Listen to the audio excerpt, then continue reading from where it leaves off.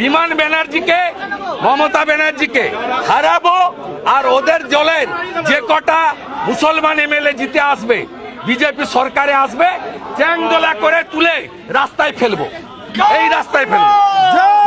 আর আজকের দিনে আপনি যখন হিন্দু হিন্দু হিন্দু করছেন আর মুসলিমদের এইভাবে অপমান করছেন বা চ্যালেঞ্জ করছেন, আমি হুমায়ুন কবির একজন মুসলিম বিধায়ক হিসাবে চ্যালেঞ্জ করছি আপনাকে।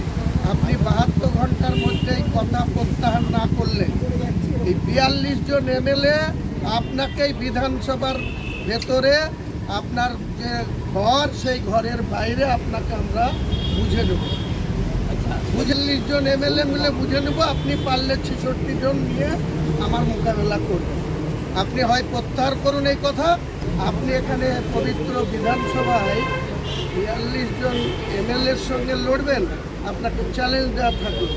72 ঘন্টার মধ্যে যদি আপনি এই বক্তব্য প্রত্যাহার না করেন এবং মুসলিম এমএলএদের কাছে ক্ষমা না চান, তাহলে আপনার সঙ্গে আমি হুমায়ুন কবির নেতৃত্ব দিয়ে বোঝাপড়া করব। দেখি আপনি কতটা কেন্দ্রীয় ফোর্স নিয়ে আমাদের মোকাবেলা করতে পারেন।